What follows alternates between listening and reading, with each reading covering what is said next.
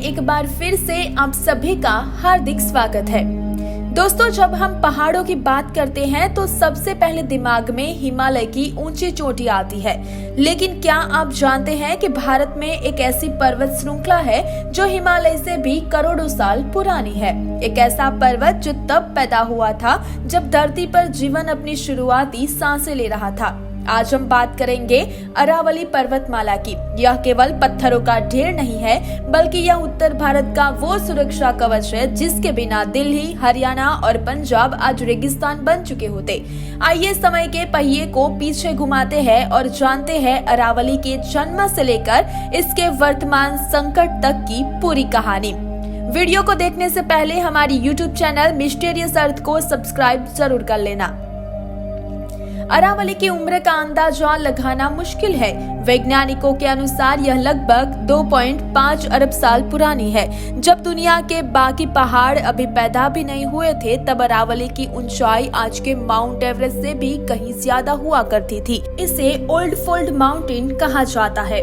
पौराणिक कथाओं में भी अरावली का जिक्र मिलता है। कहा जाता है कि प्राचीन सरस्वती नदी इसी पर्वतमाला के चरणों से होकर बहती थी। आज भी जमीन के नीचे छिपे पेलियो चैनल्स इसकी गवाही देते हैं कि अरावली कभी नदियों और हरियाली का स्वर्ग थी।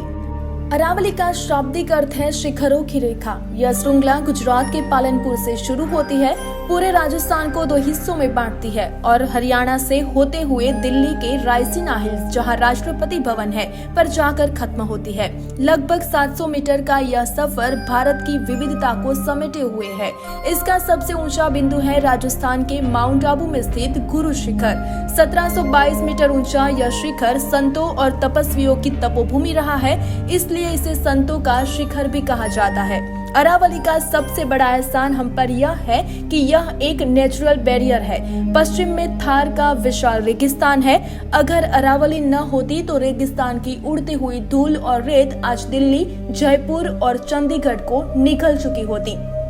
इतना ही नहीं, मॉनसून के दौरान ये पहाड़ बादलों को रोकने में भले ही उतने सक्षम न हो, लेकिन ये मॉनसूनी हवाओं की दिशा तय करते हैं, जिससे राजस्थान के पूर्वी हिस्सों में बारिश होती है। यह साबरमती, बनास और लूनी जैसी नदियों को जीवन देती है। अरावली की गोद में भारत का गौरवशाली इतिहास पला है। मेवाड़ का इतिहास तो अरावली के बिना अधूरा है।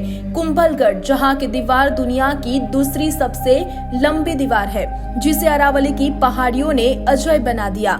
हल्दी घाटी, इस संकरे दर्रे में महाराणा प्रताप ने मुगलों की विशाल सेना को लोहे के चने चबवा दिए थे। इस पहाड़ियों ने राजपूतों का वो रणनीतिक मजबूती दी थी जिससे वे सदियों तक विदेशी आक्रमणकारियों से लोहा लेते थे। अरावली ने हमें दुनिया का सबसे सुंदर उपहार दिया है, मकराना का संगमरमर। इसी पत्थरों से शाहजहां ने ताजमहल और कोलकाता का विक्टोरिया मेमोरियल बनवाया था। इसके अलावा यहाँ तांबा, जस्ता, चांदी और ग्रेनाइट के अपार भंडार है। राजस्थान का खेतड़ी इलाका तो तांबे की खदानों के लिए दुनिया भर में मशहूर है। शहरों के पास होने के बावजूद अरावली आज भी वन्य जीवों का घर है। सरिस्का टाइगर रिजर्व और कुंभलगढ़ सैरुचि इसके घने जंगलों में बसी है।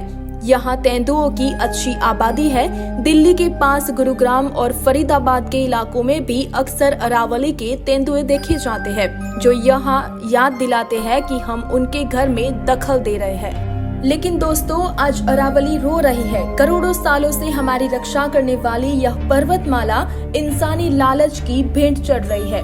अवैध खनन और शहरों के फैलाव ने अरावली को टुकड़ों में बांट दिया है। सुप्रीम कोर्ट की एक रिपोर्ट के अनुसार अरावली की 128 में से 31 पहाड़ियां पूरी तरह गायब हो चुकी है। अगर ये पहाड़ इसी तरह खत्म होते रहे तो उत्तर भारत में पानी की कमी हो जाएगी और रेगिस्तान का विस्तार रुकना नामुमकिन होगा।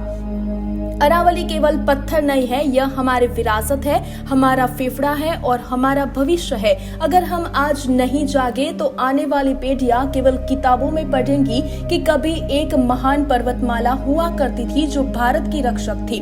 हमें विकास और प्रकृति के बीच संतुलन बनाना होगा।